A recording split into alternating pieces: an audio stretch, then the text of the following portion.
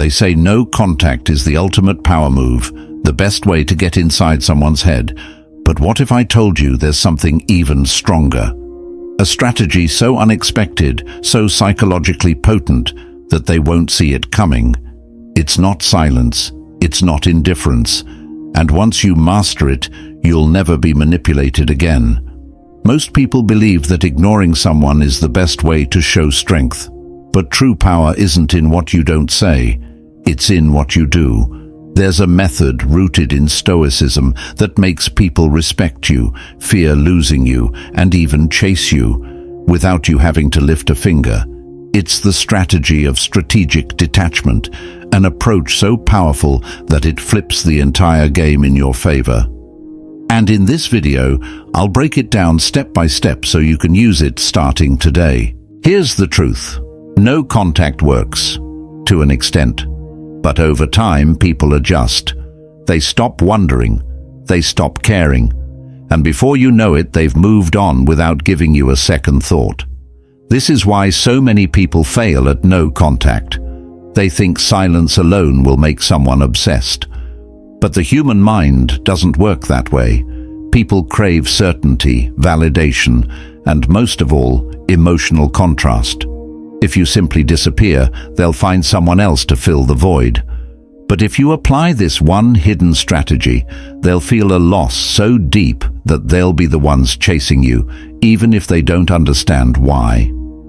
So what is this strategy? It's something I call the presence paradox. Unlike no contact, which creates absence, the presence paradox makes someone feel your impact even when you're gone. It's the art of controlled detachment, staying just close enough to remind them of what they lost, but never so available that they take you for granted. 1. The emotional echo. Leave a lasting impression. Before you step back or disappear, you must plant something unforgettable in their mind. An emotional imprint so powerful that your absence won't feel like just another person fading away. See, most people try to make an impact through their presence, but the real art is making them feel your presence even in your absence. So, how do you do this? You make your last interaction something they can't shake off. It needs to be charged with deep emotion, whether it's through a thought-provoking conversation that lingers in their mind, shared laughter that brings warmth every time they think of you, or an unexpected act of kindness that they didn't see coming. Imagine this. You're having a late-night conversation with them, and instead of talking about mundane things, you ask them something that makes them pause and reflect, something they've never thought about before. Maybe you say, "If you could live any moment in your life again, which one would you choose?" Suddenly, you're not just another person. You're someone who makes them think differently, who adds depth to their life. Or perhaps, in a moment when they least expect it, you do something for them without any reason. You remember their favorite book and send it to them, or you recall something small they once mentioned and bring it up at the perfect time. The key is this. People forget words, they forget actions, but they never forget how someone made them feel.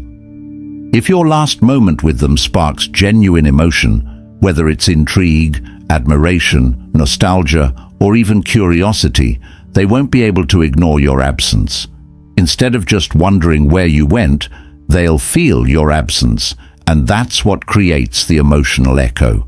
And once you step away, that echo grows louder, because when someone leaves an emotional footprint in your mind, you don't just notice their absence, you crave their presence. 2. The unfinished story. Leave them craving closure. Have you ever watched a movie that ends on a cliffhanger? That feeling of suspense, the unanswered question, it stays with you, making you desperate to know what happens next.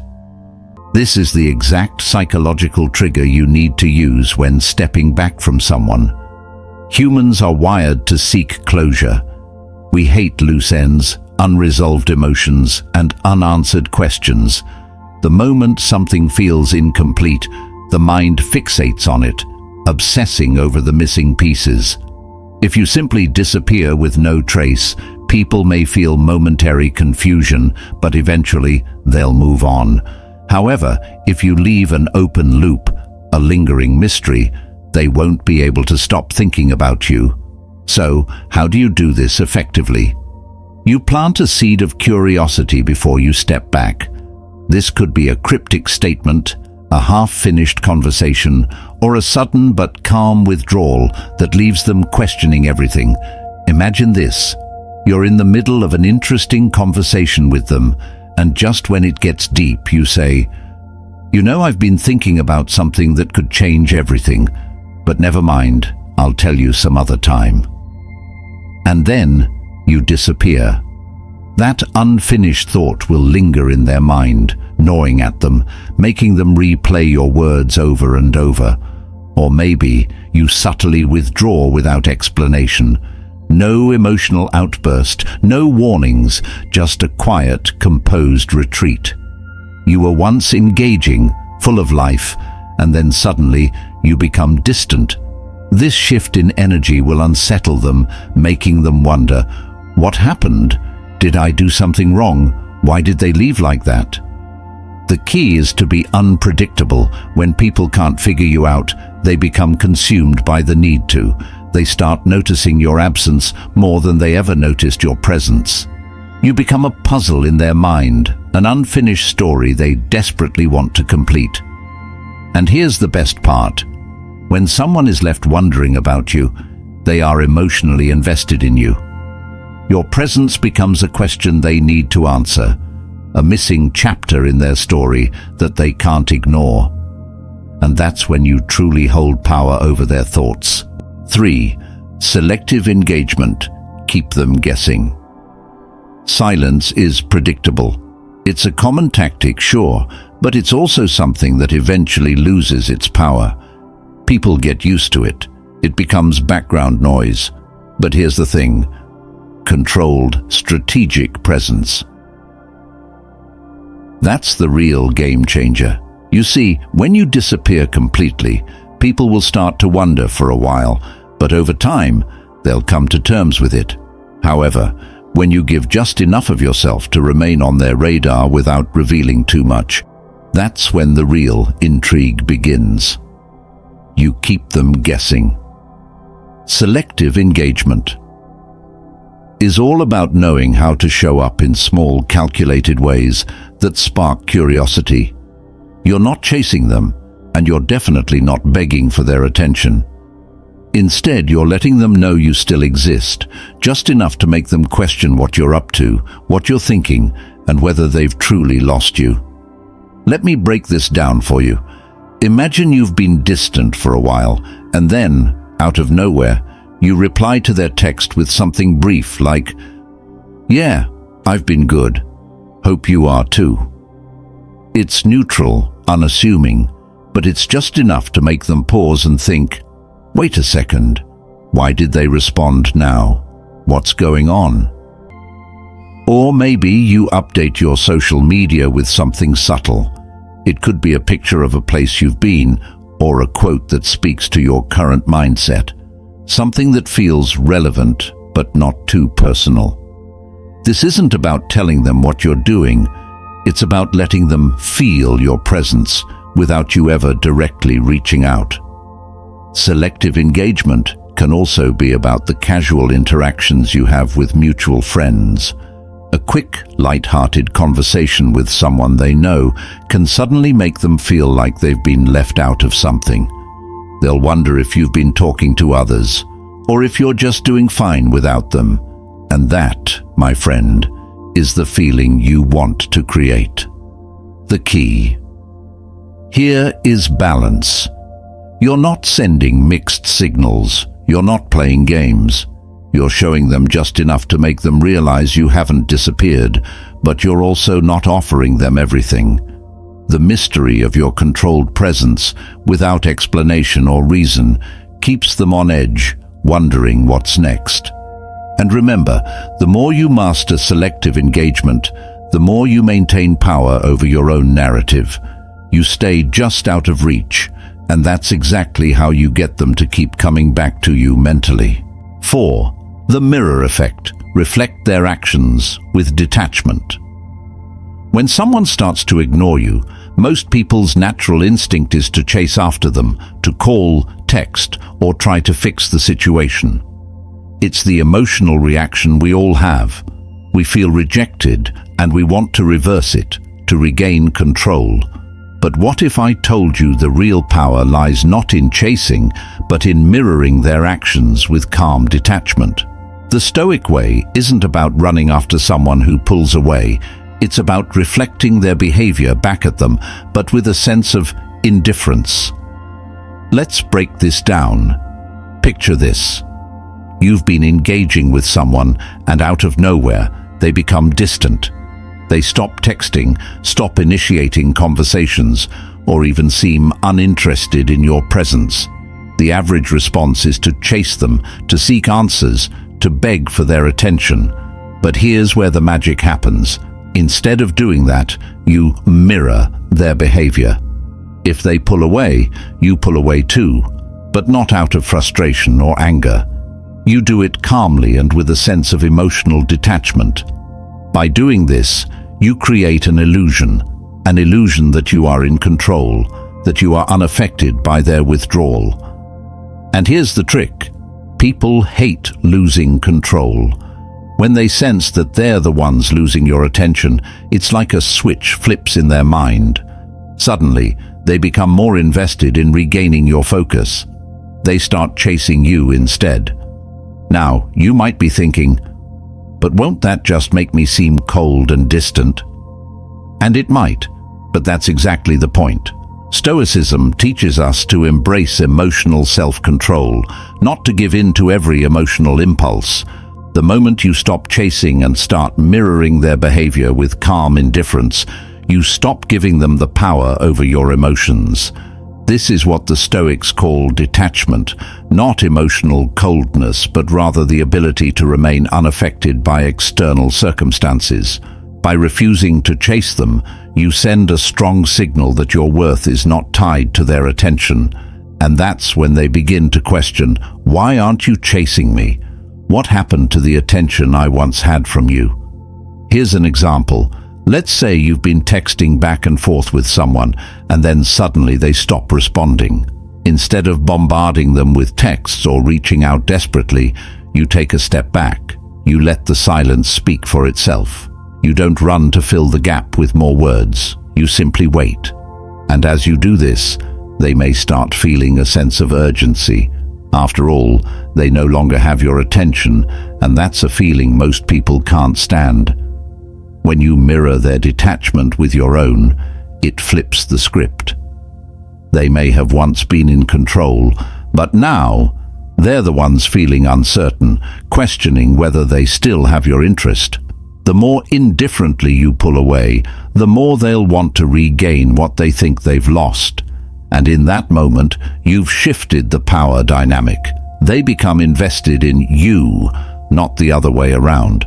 By embracing this Stoic principle of emotional detachment and mirroring their actions, you don't just regain control over the situation, you shift the power dynamic in your favor. They stop seeing you as someone they can ignore and start seeing you as someone they must have. And the best part, you remain calm, collected, and in control the entire time. You never lose your emotional equilibrium.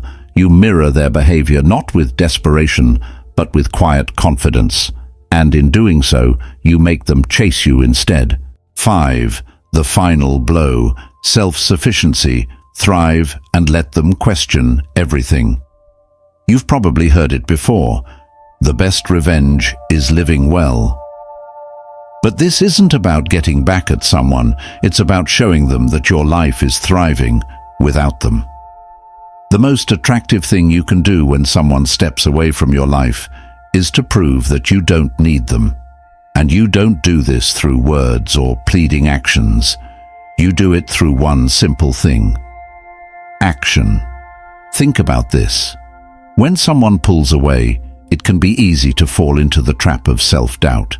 You might wonder if they're doing better without you, or whether you should have acted differently.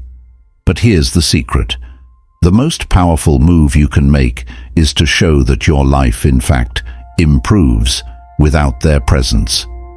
You do this by focusing on your growth, your happiness, and your success, independently of them. This is where the power truly shifts. When they see you thriving, succeeding, and genuinely enjoying life, something powerful happens inside their mind. They start questioning. Did I make a mistake? What did I lose? Why does it seem like they're doing so much better without me? The key here is subtlety. You don't need to broadcast your success or make grand declarations.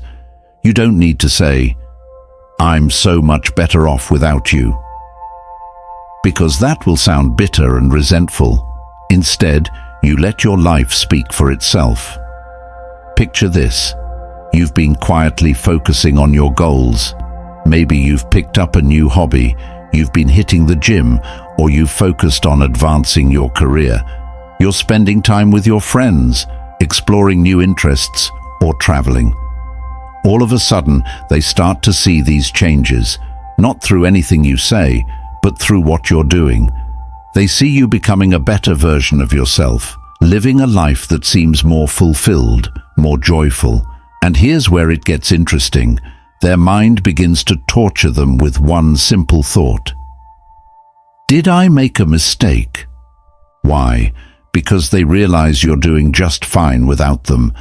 They begin to question whether they were the one who let something amazing slip through their fingers.